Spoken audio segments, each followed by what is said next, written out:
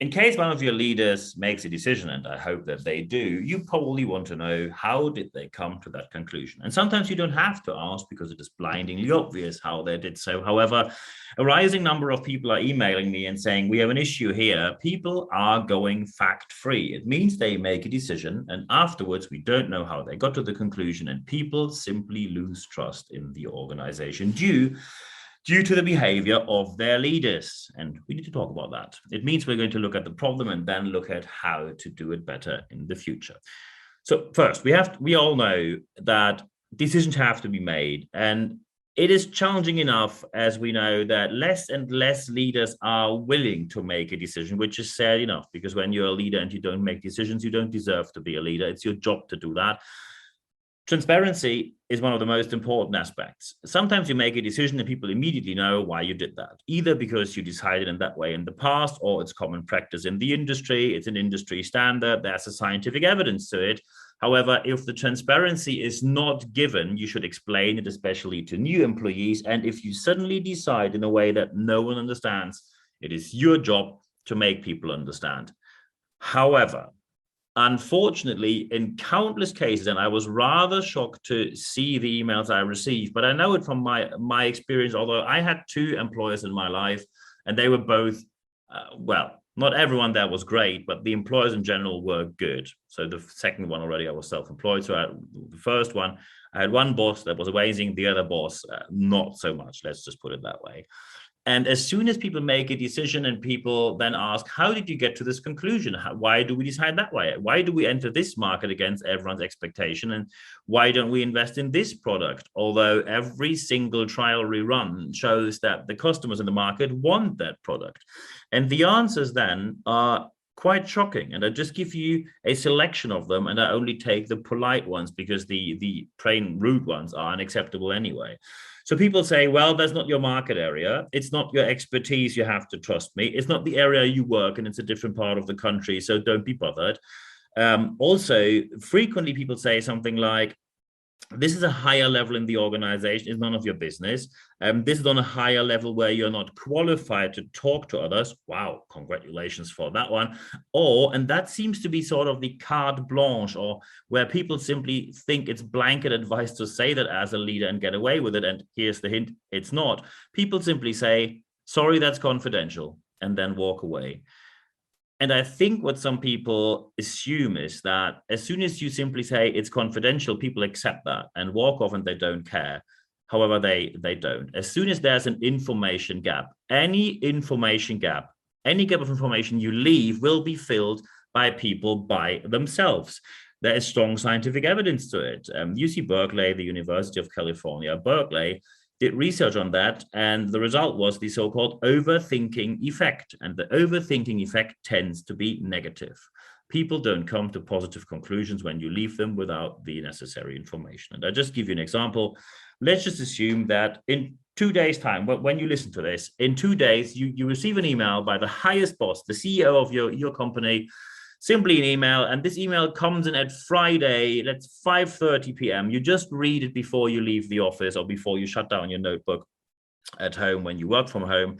And it says, hey, on Monday at 8 a.m., we need to have a chat. Contact me then and be in my office. But first, have a nice weekend. See you then. No details. You will most likely think about this the whole weekend, and you will not come to the conclusion and think, well, I think it's going to be an appraisal interview and a salary raise, because most likely you will come to the conclusion it will be something negative. You don't even know what it will be about. The overthinking effect is often underestimated by leaders or widely ignored. And that, of course, is a problem on many levels. And now we have to see how to do it better. As soon as it becomes more and more challenging, let's say you need to make a decision, but there are so many factors involved, you just need more time. Announce a time frame. When you can't be too specific, give them a range of dates where you think this is calendar week XYZ where we can make the decision, and then tell them why there is a delay. There can always be a reason for a delay, but please tell people. They need to know, they want to know, and they have the right to know. As a leader, be sure that as soon as you have to give reason for your decision, it does not mean that you need to make a poll amongst your people and an evaluation and agree with everyone or have a raise of hands and people decide on the matter. That is never or hardly ever the way how a decision is made. People ask for someone making a decision because they already gave you the input. They probably told you your ideas. However, they want a decision with a clear result to move on from there. As a leader, you do not have to ask everyone. However, it's of course helpful to get people's input. But I get the impression that many leaders mix up being transparent with being a democratically elected decision maker. This is not what happens in corporations. You do not have to pass every single decision you made through a majority of your department or your team. There won't be a vote on this. People want to know your decision, but they also want to know the reason. Don't mix it up between that. There's a massive difference between being transparent or being elected or passing everything through a public vote. You cannot be a leader and then ask everyone on every decision by a raise of hands or by an anonymous electronic vote if they agree or not. You will not get anywhere with that, of course. That's why you're a leader. Sometimes you have to make a decision, and especially unpopular decisions are quite tough, but that's why you are a leader. So give a reason for your decision, and don't mix up. Being transparent does not mean that you need to have a vote on absolutely everything or need to ask absolutely anyone at any point in time given. There are two main aspects of how you have a legitimization as a leader. There's the formal and the social one. The formal one is your title, your position in the hierarchical pyramid. You will keep that. However, as soon as you do not give reason for your decisions, your social legitimization will drop significantly, because people think that they might disagree. They feel left out. They think you are very arbitrary, and they think you are unfair. Because overthinking effect kicks in as well. They see that there are points we should discuss, and you are unwilling to do so. As soon as you give a reason for your decision, especially when you have a factual backing, it makes it way easier. But as soon as you ignore the facts, you will lose both the formal and the social legitimization for a very obvious reason. So first, social legitimization, especially when your organization is based on facts, proof, evidence, data, science, and you ignore them, then of course people will think you're not a leader here. You shouldn't be a leader. You should not qualify for this position. You should leave immediately, at least the position on which you are right now.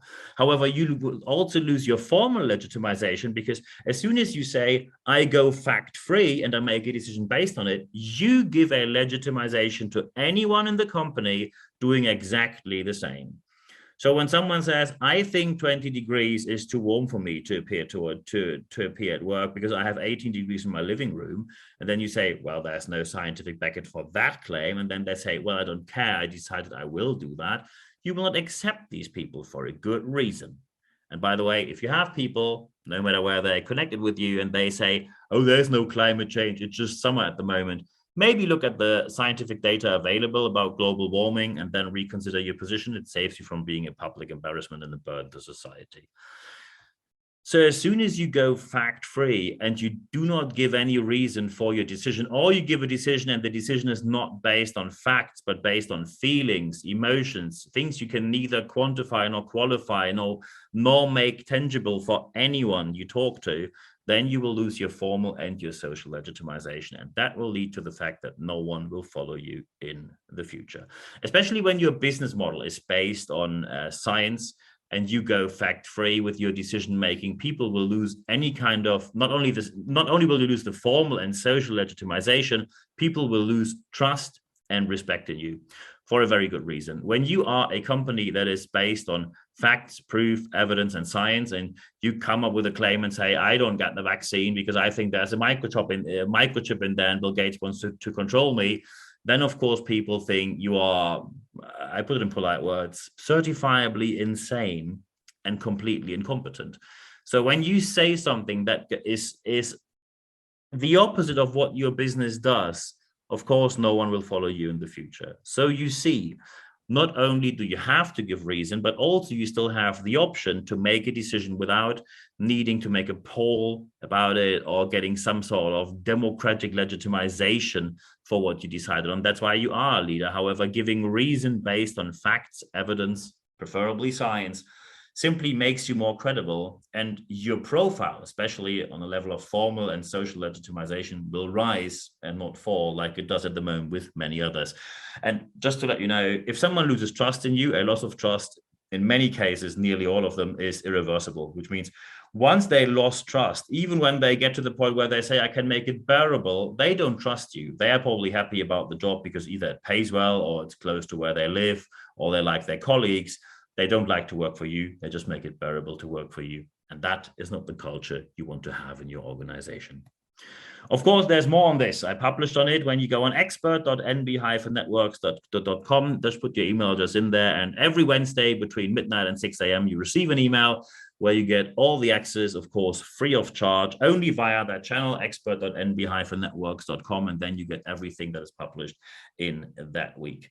Of course, if you now have questions, and I am very thankful for what people contacted me about in the last week, so feel free to do so as well. nb@nb-networks.com, and then we can have a chat. Of course, when you like to discuss your problems, doesn't cost you a single penny, and we take it from there. When you have something very specific, training, coaching, consulting, mentoring, speaking gigs, project interim management, or you say, hey, we have an event, can you host there or speak there? We can talk about that as well, but we can also simply talk about your questions and then take it from there. nb@nb-networks.com. Just one additional aspect. If you're listening to this podcast on any other channel than Spotify or Apple, change, please, because this podcast will be discontinued on any other platform except Spotify and Apple, and we are moving to these two platforms only. The most important aspect now is to apply what you heard, because you will only see the positive effect that you want to have and the positive change that you want to see in your organization when you take action and actually do what you just learned. And I wish you all the best implementing this in your organization. Always happy to help. And now for the rest of the week, and especially for today, there's only one thing left for me to say. Thank you very much for your time.